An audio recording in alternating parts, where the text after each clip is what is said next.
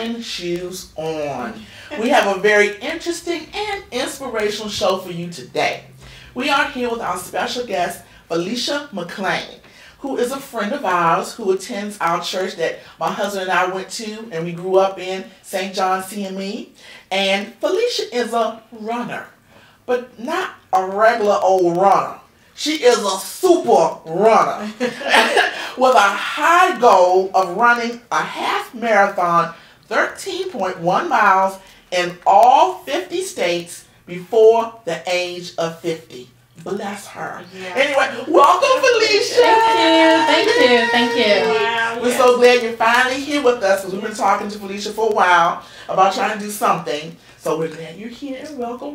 Thank you. So I know your first question is my first question.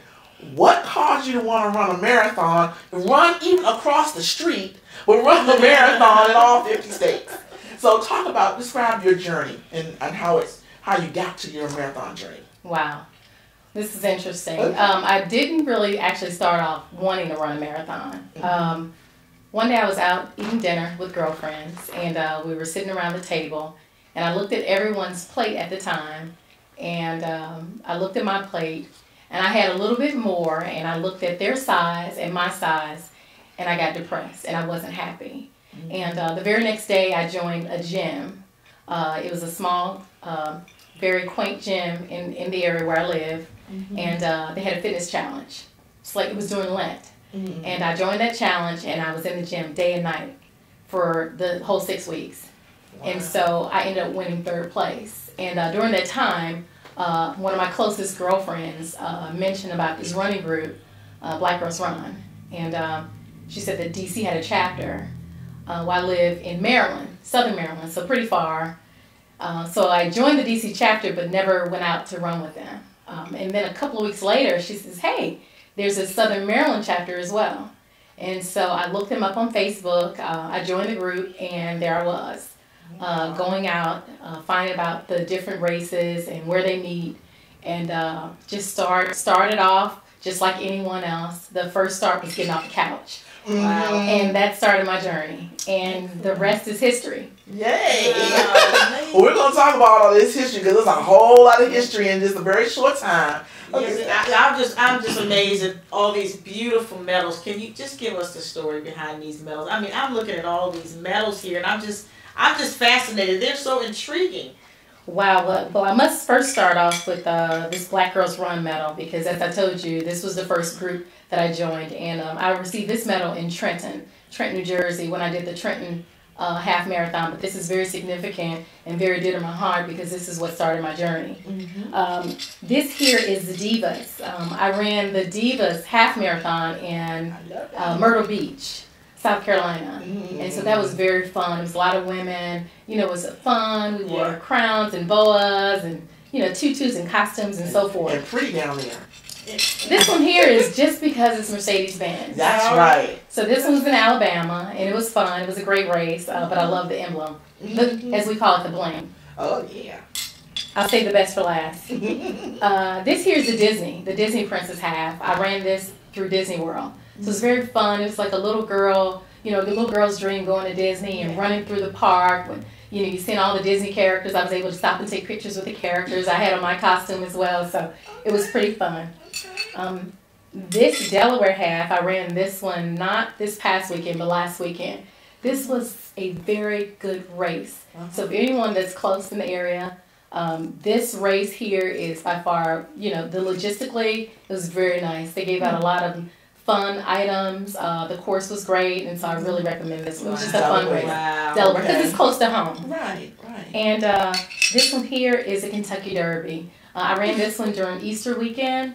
And actually, I was able to run through the Derby. I'd never experienced it, to see the horses, and I was able to stop and take pictures. So just going through all the races and the journey, and just meeting people and the visual itself just makes it so much more fun. Yeah. Last but not least, this is the Marine Corps Marathon. This is when I did my first 26.2 miles. Wow. This is by far, this was a life changer for me, because this is something I never thought I would do. Like, you know, not to mention the 13.1, but running the Marine Corps Marathon was a memory that I will never forget. So now are you allowed to stop, and when you're doing these things, or do you have to keep going right through to get these medals? I mean, how does that work? no, you don't have to stop. Most races will tell you, on the website prior to running a race, they have timelines. They'll tell you where it's like for the Marine Corps Marathon, whether it's 7 hours or 6 hours or so forth. And then you'll know. You can stop as long as you want, get water or walk if you're tired or something. That's what I was wondering. So you can stop and refresh yourself. That would make sense. I mean, 26 miles, you gotta have something to do something to refresh yourself. But you just have it. But as long as you cross that finish line within the time frame they give you, then you can get absolutely. So give us some training tips. How do you get in shape for something like this? Yeah, mentally and physically. Yes. Okay. So you first have to come up with a training plan. Right. So there's no way, I wouldn't recommend anyone who's running a half marathon or full marathon to just go out one day and say, just because I ran track in high school, I can do this. There are training plans online. So you can just Google it. Half marathon training plans, marathon training plans. There are various ones. You get the Hal Higdon. You have so many different ones. And then you find the one that best fits you. What do you do? Well, I use the Hal Higdon method for my full marathon. Okay. And it just tells you how many days a week and how many miles to run per weekday. Like Monday, Wednesday, Tuesday, through the week. And your long run is pretty much on the weekend. So it tells you what to do. And I try to follow it as much as possible. Well, do you do basic exercises? Or certain exercises in the gym or stretching things or whatever to really limber up? Stretching is very, very important, for running because your legs and your muscles can get very tight. So it's highly recommend that you do a lot of stretching and cross train as well. So I have a bike. And so I got a bike since I've been running, and that kind of loosen up my muscles. So it definitely helps me. And then I lift weights, light weights, as well, because your body, your muscles get weak, and so of course you need to build your muscles back up because you're steadily pounding on your body and so forth. So you need that strength. Yeah, and that's what I was going to ask you too. What advice? And you're kind of giving it now. Like, what advice or precautions would you give to people out there who are thinking about doing what you're doing? Maybe not on your level, but thinking about running any kind of marathon or half marathon. Right. Well, I highly recommend first get cleared by your doctor. Because you have so many people that will go out there and assume that they can take this on because their friends are doing it. But it's very important to get cleared. Sometimes we may have those underlying conditions that we don't know about. And feet, ankle, and knees. That is correct. Oh my gosh. That is correct. And things happen. Definitely, you want to educate yourself. You want to find out. You want to join groups and clubs and people that are doing it. You want to find like-minded people that can help you, that have been on this journey for a while as well. So you can ask questions too, because it's not something that you do on your own.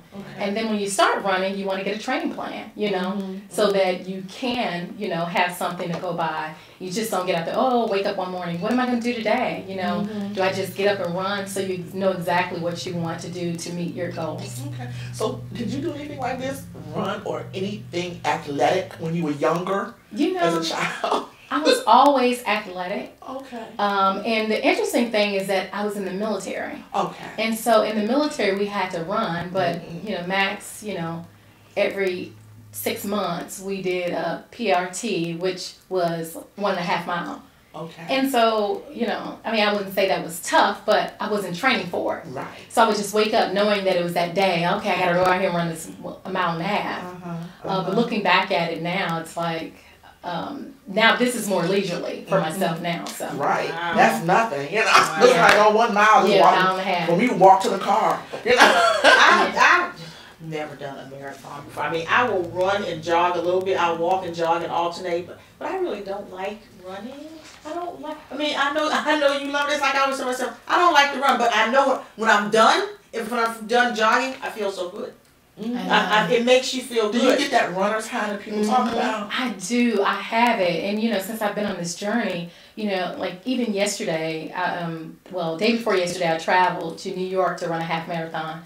And on my travel on the train, I was literally looking for another race to run. Wow. So, who does that? And looking at my calendar, to see whether or not I can fit it in. Because I am on this journey to run the 50 states. All And right, now. That's awesome. That is awesome. What a great way to see the country. One thing I want to ask you, what changes in your overall health, if any, have you seen as a result of having run all of these races? How has it impacted your health? You know, I didn't, I've never really had any major health issues. Believe it or not, I do have little knee problems, but I do try to watch that a little bit, make sure I do. But I just see myself as being more healthy. I'm much more active now.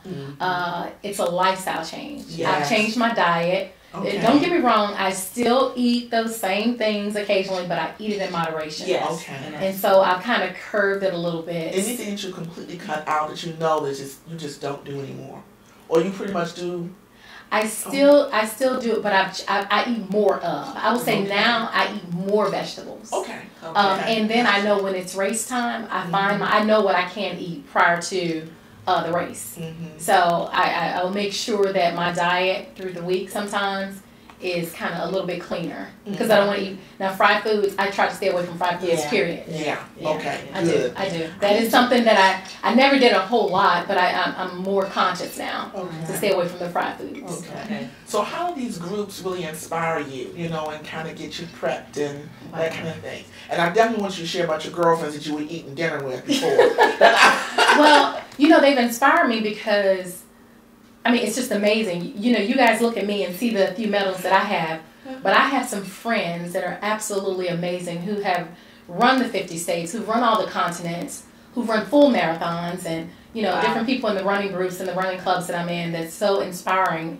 And now they're doing triathlons and so much more. So I look at my journey as small, for me, looking at what they're doing, but I try to focus on my journey and not really, focus on what they're doing because, keep your eye on the target. Exactly. But they truly inspire me, and we communicate a lot through our Facebook groups and our running clubs, and so we help each other out. So if we have questions, there's always someone there to answer our questions and tell us, hey, what you need to be doing. If I have my ankle's hurting, I can just go on there and just like a blog and say, hey, I'm having these pains. And not that they're doctors, but people who have similar issues, they can kind of talk on it. Okay. Well, when we come back, we have a whole lot more questions. Because I hope you keep your running shoes on. I hope you didn't take them off. But we'll be right back. More with Felecia and the Running the Marathon. Yes. All right, I know this isn't any fun to talk about, but we should. Okay, so who's going to do what? I'll pack the dead batteries. Great.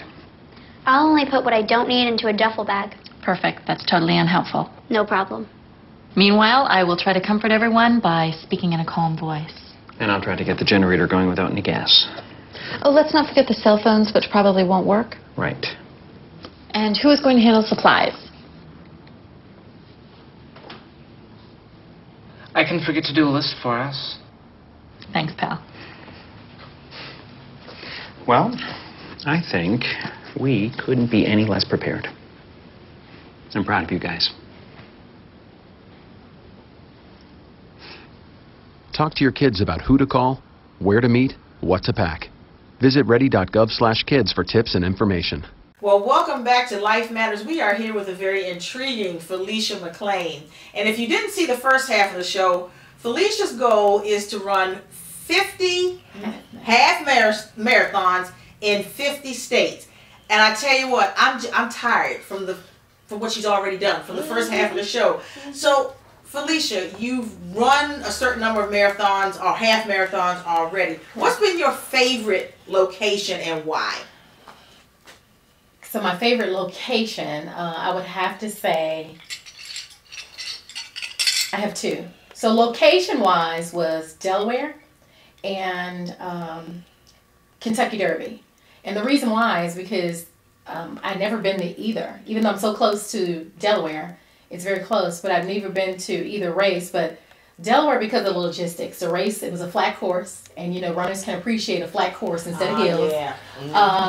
They give you a lot of different little nice items. You get a ball cap, I got a glass.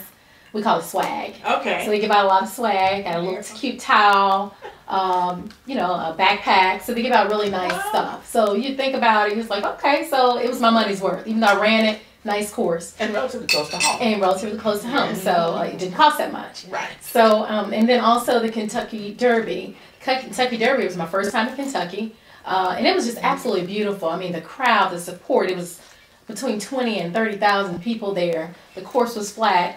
I've seen the Kentucky Derby itself on television, but I actually got to run through the grounds. And so to see the horses, you know, people practicing on the horses, I stopped to take pictures. So I didn't completely run this one straight through. I stopped. So I enjoyed it because I enjoyed the scenery as well, and great people too. Wow. Well, would you call this your passion, your purpose? Now that you've done as much as you've done, I mean, would you say so? I do. I really think so. I mean, I think, you know, my daughter went off to college, and so it was me as a single woman with no family living in this area.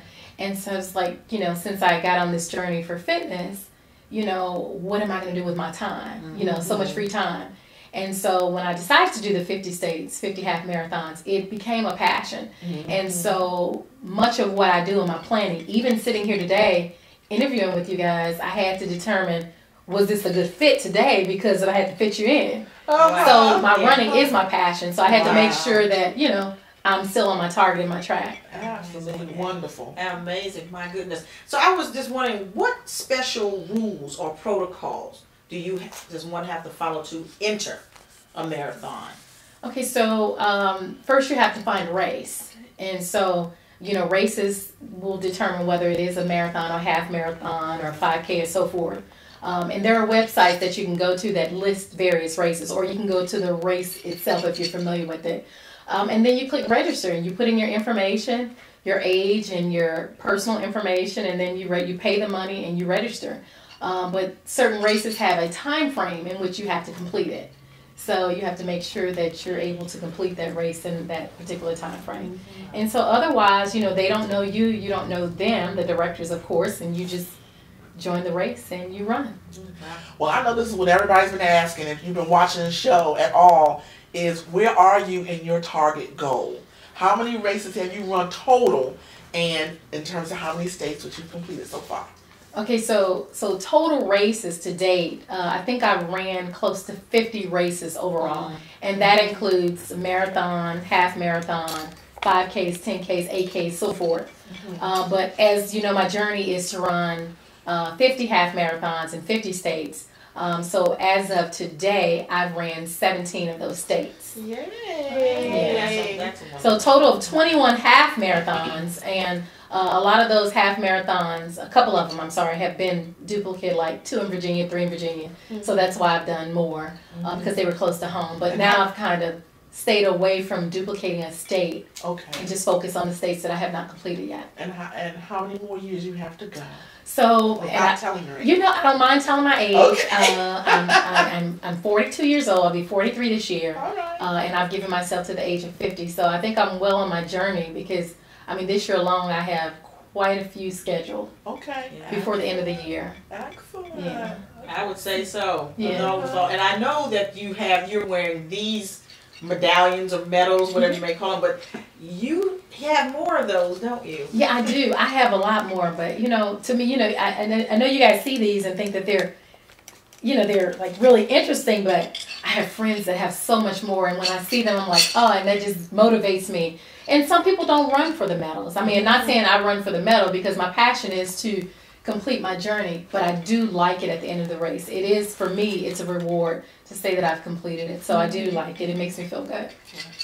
Oh, so have you found that your running has inspired other people, not only to run, but maybe to accomplish other things in life, you know, after having seen you run? Oh my gosh, yes. I mean, so often I get Facebook messages or emails from friends that see me and see my pictures and tell me that, hey, I want to get started, or you motivated me. It's because of you that I'm on this fitness journey, or I'm losing weight, you know. And, yeah, and so then, you know, some people call me their accountability partner.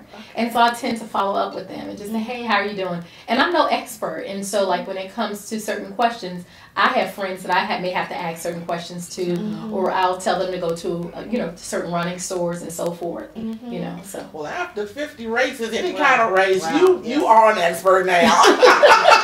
Absolutely. agree. And that's such a good question, Stephanie, in terms of inspiration, because you remind me of Miss Ernestine Shepherd, who was the oldest bodybuilder that we have, beautiful black woman, and she's 78 years old, as a matter of fact, so that's huge. And you said you met her. I did. My first encounter with Miss Ernestine was at the Baltimore Women's Classic.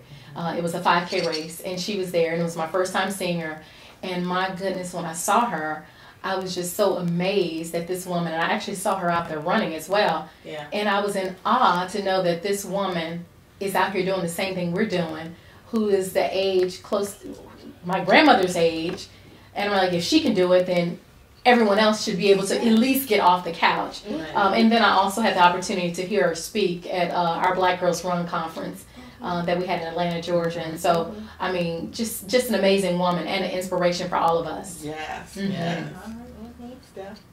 Oh, well, golly, so what other, I know we talked about your preparation, what kind of special foods, any type of diet, particular diet or regimen do you have to follow? Especially like the one. Yeah. Yeah. Well, I don't actually have a special diet, but I'm in a habit of doing certain things, especially like race day and so forth. Well, pretty much every morning I eat like either a half a cup of oatmeal. It's like in my cabinet at work. So I do that. I eat a half cup of oatmeal. If I have time, I'll eat one boiled egg. And sometimes I take out the yolk. And sometimes I eat it. So, and I try to drink a lot of water. But I do eat the oatmeal. But I do try to drink a lot of water. I did initially, when I was first losing the weight, cut out a lot of my carbs and the breads, because of course, the lighter you are, the better, it helps you, when you're in your running journey, of course. Absolutely. And so it does help. So, but nothing really special. I haven't, like I said, I cut out a lot of the fried foods because of my digestive system, as well as the way it makes your body feel, because you got to get out there and run. Absolutely. Yeah. Now, of course, the Boston Marathon has been like in the news, unfortunately for not so good reasons recently, but what's your goal about getting there? And tell us about that, because what she told us about the Boston Marathon was fascinating. Well, Boston, for those that don't know about Boston, Boston is a runner's dream. And so if you're able to run the Boston Marathon, normally, runners who are out here running, whether they're doing it for leisure or just out here, period, it's something that people want to do, and it's not one that you can just sign up. As we were talking about earlier, you get online and you register. You have to qualify. And so they actually have guidelines for the Boston Marathon. It means BQ. You have to Boston qualify. One of my good friends, Jatola, just ran it for the first time. And so she qualified. So it depends, based on your age. And so you have to run based on your age. So you have to do a certain time within, Wow. Yeah. And what would be the time for you? I think mine is at the age of 42. I think it's like the 3 hours and 40 minutes or something like that, 3:40, 3:45, and that's huge, Wow. That means that I have to do a lot of speed work. And I'm not saying that it cannot be done. It's just hard work and dedication. And so I've seen, just like, the friend of mine who just ran it, she said she never thought that she would even make it there. And so the fact that she did it, it's just encouraging to know that you have others that are doing the same thing. Absolutely. Okay, 2 questions I have for you. And one is, are they expensive? Are marathons expensive to join? Marathons can be pricey. They can run up, they can be as low as, $50, $60 sometimes. So if you get it like in advance, sometimes you get $10 off or a few bucks off based on discounts. And if you're in certain groups, and then they can go up to a couple of $100. $200 or something like that. And I know people say it's a lot of money, but if it's your passion, it's like whatever you buy, whatever you want to purchase. Sometimes it's a benefit, it goes to a cause, and sometimes it's for the city or the state, and all the preparation, administrative things that they have to do, logistical things. Absolutely, absolutely. No, that's okay, because actually what you just said was one of the other question I was going to ask. Is like, well, what does all the money go towards when they're raising money if it's not for a benefit or a cause? And So when you're running, think about it. When you're running down the streets of here, Washington D.C., you have to close the streets down. You have police officers that are doing work. Right. You have, and of course, you have the volunteers. You know, you have water stations, you have aid stations, and so they have to pay for all that stuff. That makes you know, sense. so Well, Felicia, very briefly, you have people out there that are sitting on the couch in their little fuzzy slippers, drinking whatever, eating all the pasta like I would want to do, or what, chocolate and all that kind of stuff. What would look at the camera and you tell people, just give them a little word or how to inspire them to maybe do whatever they like to do. If they wanted to run or something like that, what would you tell someone? well, your first thing you want to do is get off the couch. You know, you have to move. You know, whatever goal or whatever it is that you have or whatever you want to do, you have to move forward with that. You know, if it's a journey or if it's something that, you know, you have plans to do, you're not going to meet that goal by sitting still. And so once you get up and decide, this is what I want to do and be passionate about it, and it will definitely happen. Awesome. Yes. Felicia, thank you so much. You've Yes. inspired me, and I hope this inspires you to not just run, if that is what you like to do, but whatever you want to do. Yes. If it's cooking, if it's just whatever your passion is, whatever you really like to do, whatever you want to leave this earth and say you have done it, your bucket list, so to speak, Yes. get off the couch and do that thing. So Felicia, if they want more information, how can they reach you? What email address? Actually, you can use my email address. It's fa_al@comcast.net. Again, it's fa_al@comcast.net. Okay, thank you so much, Felicia. Thank you.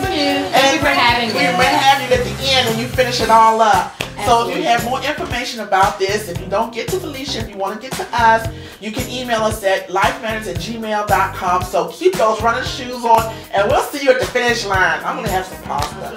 See ya! Thank you. That was good. That's it. That's it. Oh, That's wow. all. Wow.